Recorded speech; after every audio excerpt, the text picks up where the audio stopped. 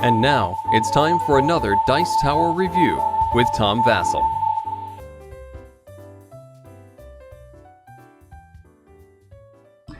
Railways of the World is,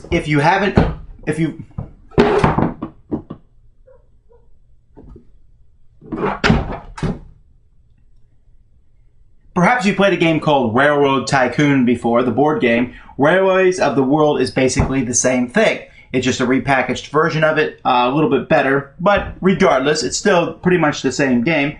However, Railways of the World has just been republished, as I said, and so let's take a look at it. Is it a good game? Well, the answer is it's quite a good game.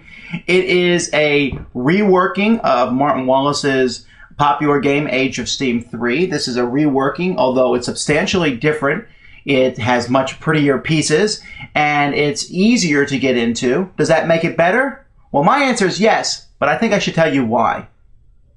Railways of the World comes with two maps. There's the Railways of Mexico, which is like a free expansion included in the game itself, and it's a pretty neat way to play the game. It's kind of like having training wheels, though, because the real game is Railways of the Eastern USA. This is the one that comes in the game, along with a whole pile of pieces.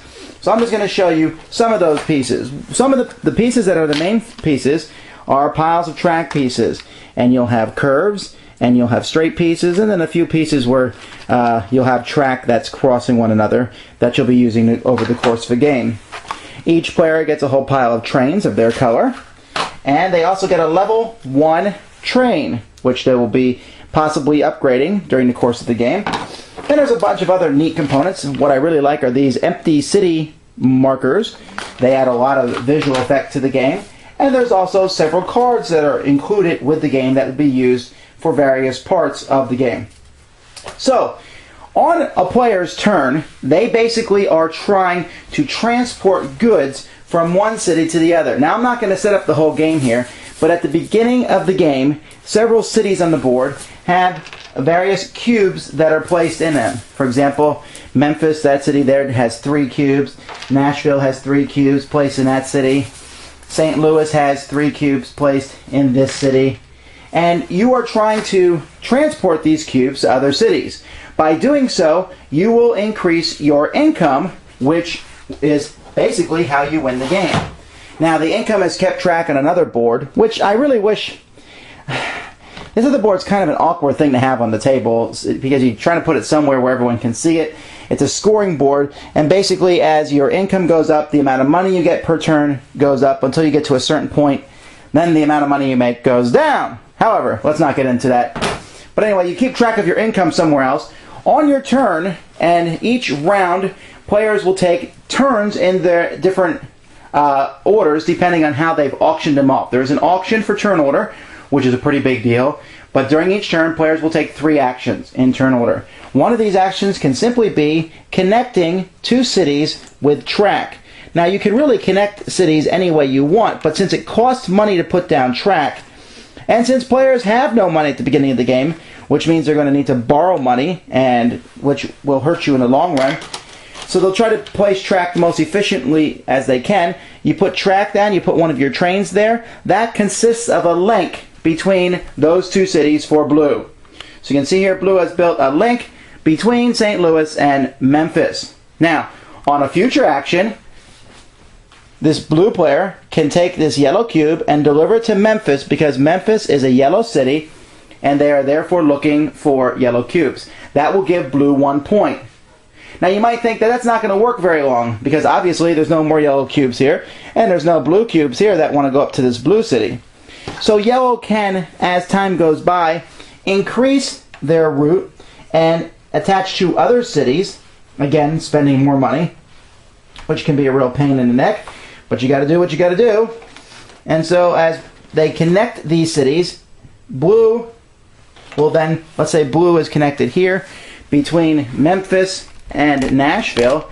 Now blue might be able to move this blue cube 1, 2, which will give you 2 income. However, to do that, he is going to need to upgrade his level 1 train to a level 2, which allows him to move on level 2 links.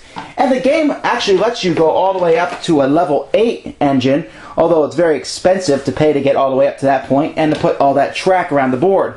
While you're moving cubes, you may be moving cubes on someone else's track, which is part of the game, trying to invade other people's network. It's very expensive to build across different terrain, like the mountain here.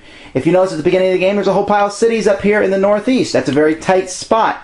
Cities are different colors, and there's only a few red cities all over the board, which is a pretty neat mechanic because the red cubes are very valuable, and connecting to these red cities is a big deal.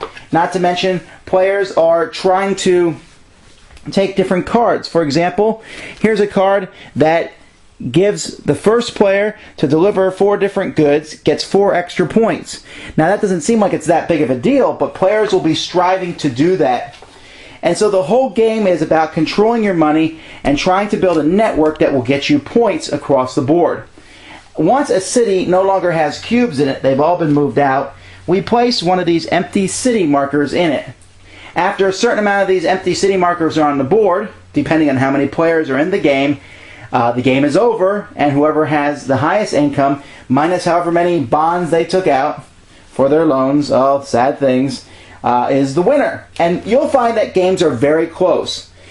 Now, the derivative of this game, or the ancestor of Railways of the Eastern USA, is Age of Steam, which is very unforgiving. Railways of the Eastern US is not as unforgiving because the map is so gigantic. There's so many cubes all over the board, and even if you're playing with a full complement of players, you'll still probably have a spot where you can go that you won't be too invaded by others. But there is competition. It is there. There are cards that go back and forth, and players are trying to strive to get different places. And if you connect different cities on the board that are fairly far apart, you will get bonuses in income. So players are constantly watching to make sure that other players aren't connecting one city to another city all the way across the board, because that will give them possibly 10 income.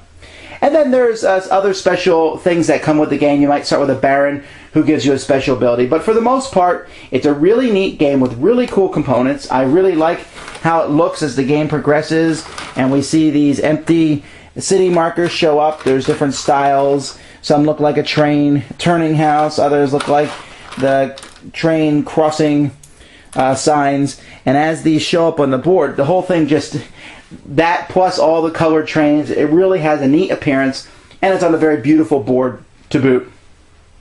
For more information, I've already written a full review of Railroad Tycoon, and the differences are fairly minor between these. Just some, like I said, they took the scoring board off and made it its own board. The stocks are now called bonds. There's some differences between the cards. But other than that, they're functionally identical. So if you have Railroad Tycoon, please don't go buy this game. It's the same thing. And the expansions, the railways in Europe and the railways in England and Wales, they both work with either game. I don't really think this is that big of a deal, the Mexico board, but it is a neat addition that it's in there. I mean, I personally don't want to play it that much, but I'm glad that the opportunity, and it's like a training way to show how the game works. Other than that, I really enjoy this, not just because of the components, which are fabulous, but because the board is so big and it allows so much action all over, and you can make neat connections, and it just has this grandiose feeling, even though the gameplay is usually only 2 hours or less. Fantastic training game, one of the best. Thanks for joining us today.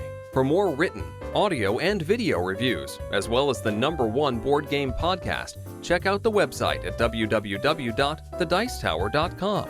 Until then, this is Eric Summerer, and you've been watching The Dice Tower.